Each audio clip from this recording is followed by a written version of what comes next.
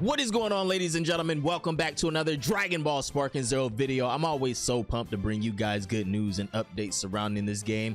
We're off to a little bit of a rough start. I mean, last year had a lot of ups and downs for Sparking Zero, but now I feel like we're definitely on the right track. It's been a long time since I feel like we were excited and waiting on a V-Jump scan for Dragon Ball Sparking Zero, but this month's V-Jump definitely delivered. More so, a lot of confirmations surrounding, you know, some of the content that we already saw in the Sparking Zero season 2 teaser trailer, but that is better than nothing. You know, a lot of these images and graphics you guys are gonna, you know, recognize that you've already seen, but again, there were a lot of confirmations here. Now first, we're gonna look at the raw scan right here, and I do have a couple of more tabs up here pulled up. There's one with some translations and one explaining, you know, a couple of other things that V-Jump was telling us this month. So while we do have the raw scan right here, the official page out of this month's magazine untranslated, we're gonna go ahead and hop over to what I guess I can call, you know, like an AI overview of the translations for this month's page for Sparking Zero. And again, this is AI translation, so it's gonna be pretty rough, but bear with me, we've been here before. So this is going to be this month's announcement and updates for Dragon Ball Sparking Zero. The warrior experienced the moment of evolution, and again, that's probably not exactly what this says, but it's just rough generally. The latest installment in Sparking series, enjoyed by fans all over the world, is about to get even more fun.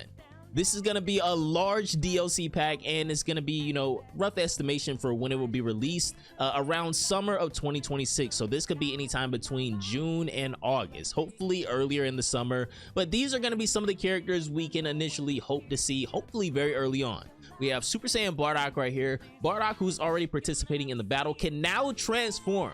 So that's confirmation right there that, you know, when the trailer first came out, it was kind of hard to tell whether that was a transformation outright or if Bardock transformed into Super Saiyan from like his super attack or something like that. Now V-Jump is confirming that Super Saiyan Bardock is a character. Aim for a comeback with the power up that comes with the transformation. Next is gonna be Demon King Piccolo.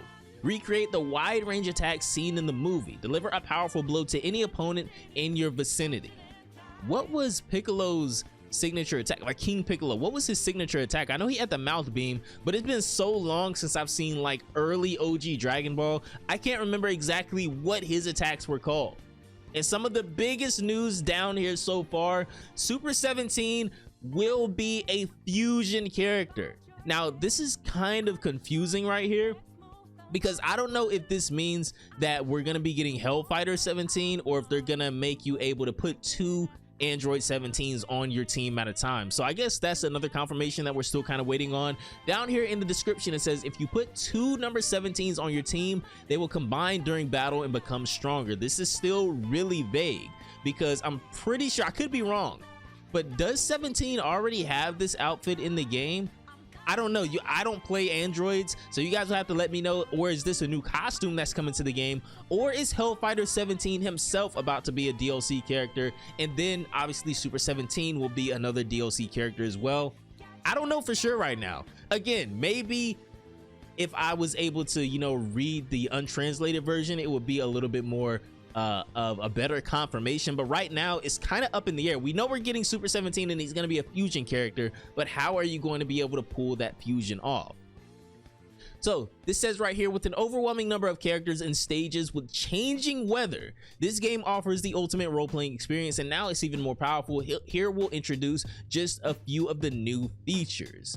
Okay, so this is going to be another ultimate blast attack that's going to be coming to the game. BoJack movie Gohan's official, you know, ultimate blast. He's going to be getting a new move. We have a new mode coming as well. I'm not too sure exactly what this is still. This kind of reminds me of Budokai 3 a little bit, but I guess we'll have to wait a little while longer to know exactly what this new mode is going to be. This can't be survival mode, right?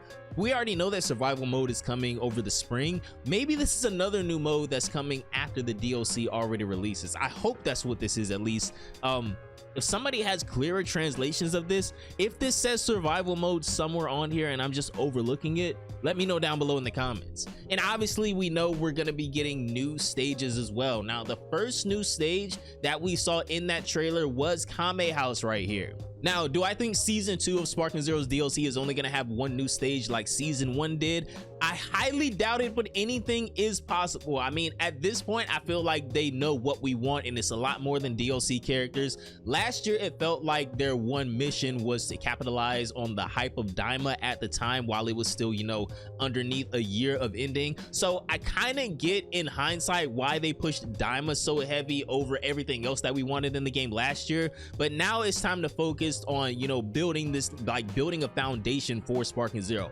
Obviously, we love the graphics. Obviously, there's the most characters in this game than any other Dragon Ball game in existence, I'm pretty sure. So now we need to focus on everything that, you know, the quality of life gameplay experiences, the new stages, the custom move sets, the new game modes. Obviously, new characters are going to come as time goes on. But now we're going to get into a comment from Jun Furutani himself. A comment from Furutani has arrived. In addition to new playable characters, we are planning a huge amount of content that will allow you to enjoy a deeper role-playing experience, such as customizing existing characters with costumes that change their appearance and techniques and stages. We hope you enjoy Dragon Ball battles in the situations that suit your taste. So pretty much this statement is just confirming that the team's mission is still the same. They want everybody to experience Dragon Ball in the way that they love. Now, some of the things that really stick out to me from Furutani's comments right here is we're gonna be able to customize existing characters, costumes, and techniques. We know stages are coming. We'll talk about some stages that hopefully we'll see in the near future in season 2, but we saw a glimpse of techniques being able to change in that trailer. You know, the big moment of Super Saiyan Blue Goku and Vegeta doing their Broly movie finisher, the tag Kamehameha Gallic Gun. That was the only new technique that we've seen so far. Now, obviously, there will be more, but because they have to make entirely new animations for these things on top of entirely new animations for the new DLC characters, I could understand if we don't see these happen too often. Now, because they've opened the floodgates for this, I would expect to see in updates moving forward, they're adding a new technique to the game or something like that. I could see that increasing the longevity as well, and, you know, giving the updates a little bit more of an excitement factor. What new skill are they going to add to the game? What character is it going to be for? I feel like that's a really good way to get people's excitement back up for the game, especially over a long period of time.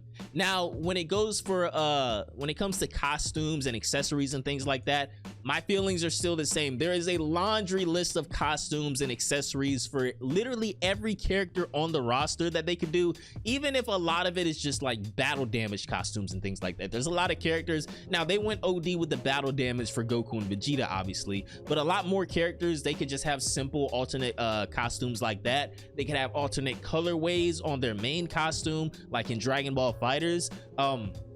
There's a ton of accessories like the turtle shell.